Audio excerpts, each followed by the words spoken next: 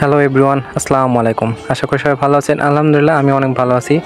আজকে নতুন এক ভিডিও নিয়ে আপনাদের সামনে হাজির হলাম। অন্যান্য দিনকে আপনারা দেখেন যে আমি বিভিন্ন ধরনের যে রিসেন্ট যে ভাইরাল ভিডিওগুলো আছে সেগুলো নিয়ে আমি আমার মতো করে সাজিয়ে গুছিয়ে আপনাদের সামনে প্রেজেন্ট করি। তবে আজকে ভাবলাম যে আজকে ওয়েদারটি যেহেতু অন্যরকম, বৃষ্টি বৃষ্টি ভাব, তাই ভাবলাম যে নিজে আপনাদের সামনে তুলে ধরি। আপনাদের সামনে যে কবুতরগুলো দেখতে পাচ্ছেন, দেখতে হয়তো অনেক সুন্দর লাগছে যে সাজানো গোছানো কি সুন্দর একসাথে বসে খাচ্ছে। কিন্তু একটা কথা বলি, যখন স্বার্থের জায়গায় আসে না, তখন আমরা বলি না যে শুধু মানুষই স্বার্থপর, কিন্তু না ভাই, পশু পাখি থেকে শুরু করে এই পৃথিবীর বুকে যত ধরনের প্রাণী, জীবিত প্রাণী আছে, সবাই নিজের স্বার্থে যখন টান আসে, সবাই সবাইকে পর ভাবে, সবাই সবাইকে চোখে এমনভাবে দেখে মানে একে অপরের শত্রু, এরকম একটা অবস্থা। এই যে কবুতরগুলো একসাথে খাচ্ছে, কিন্তু যখন সন্ধ্যাবেলা একসাথে যখন বাসায় উঠবে, তখন এমন অবস্থা তৈরি হয়ে যায়, কেউ কবরে দেখতে পায় না। নিজের বাচ্চা, যে বাচ্চা নিজে জন্ম দিয়েছে, সে বাচ্চাগুলোর ঠুকায় একদম এমন অবস্থা করে দেয় যেন চেনেই না। ঠিক মানুষও কিন্তু এরকম, যখন নিজের স্বার্থে যখন জায়গায় টান আসে, নিজে যখন স্বার্থের পর কিন্তু মানুষ ঠিক একই নিয়ে মানে কেউ কাউকে কে আপন, কে পর, কে নিজের ভাই, কে নিজের বোন, কে বাবা, কে মা, যখন স্বার্থের জায়গায় আসে তখন সবাই কিন্তু নিজের স্বার্থটাই বোঝে। আমার এই কবুতরগুলো আসলে মেনলি দুইটা কবুতর থেকে আমি শুরু করছিলাম, দুইটা কবুতর থেকে শুরু করে এখন আস্তে আস্তে এতগুলো কবুতর। আমি একটা জিনিস খেয়াল করে দেখলাম যে কবুতরগুলো খুবই ভালো, যখন ডিম দেয়, ডিম দিয়ে বাচ্চা ফোটানো থেকে শুরু করে 38 থেকে 40 দিনের মধ্যে এরা নতুন করে আবার ডিম পাড়া শুরু করে, মানে বাচ্চা থাকার পরেও আবার নতুন করে ডিম পাড়া শুরু করে। তো প্রথম দিকে মনে করলাম যে না, ভালোই মনে হয়, যে কপাল মনে খুলে গেল, যে দুইটা দিয়ে শুরু করছি, এখন যদি প্রতি 38 থেকে 40 দিন পর পর বাচ্চা দেয়, তাহলে তো আমার কোঠা একদম ভরে যাবে। আমরা কোঠা বলি, মানে যেটা ঘর, যে জায়গায় ওরা থাকবে সেই জায়গাটা ভরে যাবে। তো এরকম করে আব্বুক দিয়ে কোঠাও বানিয়ে নিলাম। দুইটা থেকে তিনটা হলো, তিনটা থেকে মানে এক জোড়া, পরে আবার এক জোড়া ডিম পারলো, চারটা হলো, এরকম চারটা পর থেকে আরও দুইটা হলো। কিন্তু একটা জিনিস খেয়াল করে দেখলাম যে যখন বাচ্চাগুলো একটু বড় হয়, নিজে নিজে যখন খাওয়া শুরু করে, ভাই কি বলবো, এমনভাবে ঠকানো শুরু করে, এমনভাবে ট্রিট করে যে মনে হয় না যে এদের বাচ্চা, এটা মানে জন্মের শত্রু, একদম চোখের বিষ, এরকম একটা অবস্থা। তাই আমি ভাবলাম হয়তো বা বড় হয়েছে, খুব বেশি সমস্যা করবে, তার জন্য হয়তো বা এরকম করে। কিন্তু না, পরবর্তীতে যখন আরও বাচ্চা হয়, সবগুলোতে একইভাবে এরকম করে, মানে কোনো বাচ্চাকে সহ্য করতে পারে না।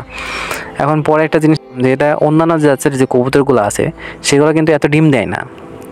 একমাত্র যে জালালি কবুতর আছে, এই জালালি কবুতরটা যেমন অনেকদিন মানে খুব ভালো ডিম দেয়, ঠিক এরা ডিম দেয়, কিন্তু এরা যে এত পরিমাণে বিশৃঙ্খল অজাত একটা জাত, সেটা কিন্তু আমি প্রথমে বুঝতে পারি নাই। তারপরেও এখন চেষ্টা করতেছি, আমি আরও ঝুড়ি করে দিছি যেন অন্তত কাছ দূরে যেন না থাকে, চলে যেন না যায়।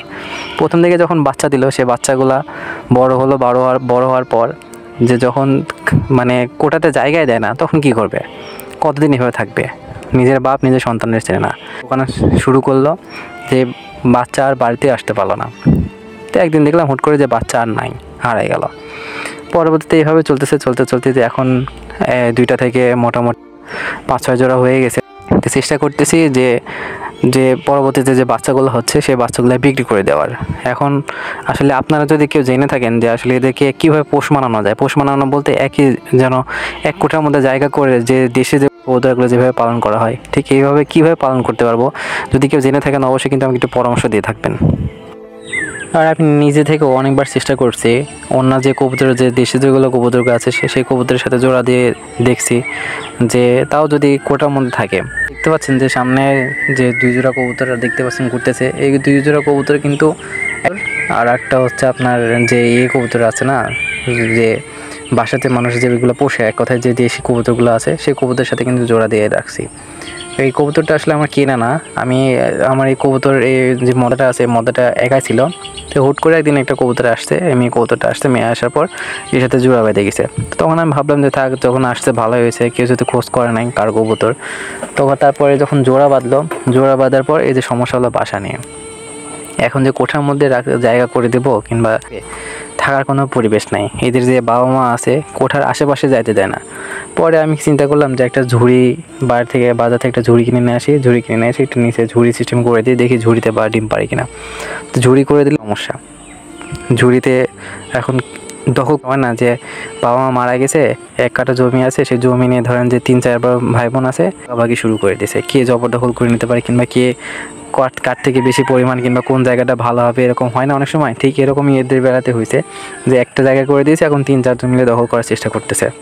তারপরেও এরা যেহেতু জোড়া বাচ্ছে, এদের অগ্রাধিকারটা একটু বেশি, মানে এদের আর যেহেতু এরা বড় দখল করছে, পরে আবার 2টা বাচ্চা হয়েছে, দেখতে পাচ্ছেন এর মধ্যে কিন্তু 2 জোড়া বাচ্চাও আছে। এই বাচ্চাগুলো আবার এখন যে ভিতরে কোঠার ভিতরে থাকবে, কোঠার ভিতরে রাখার মতো কিন্তু পরিস্থিতি নাই।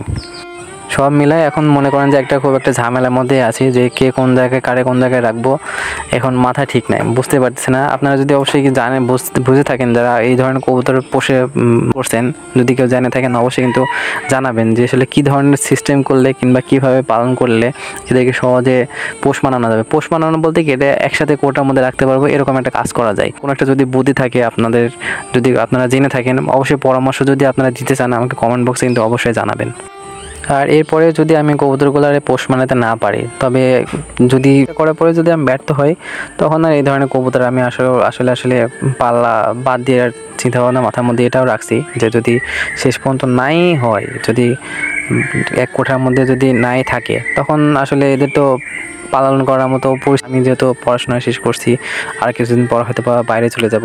আমার বাসায় আব্বু আছে, আম্মু আছে।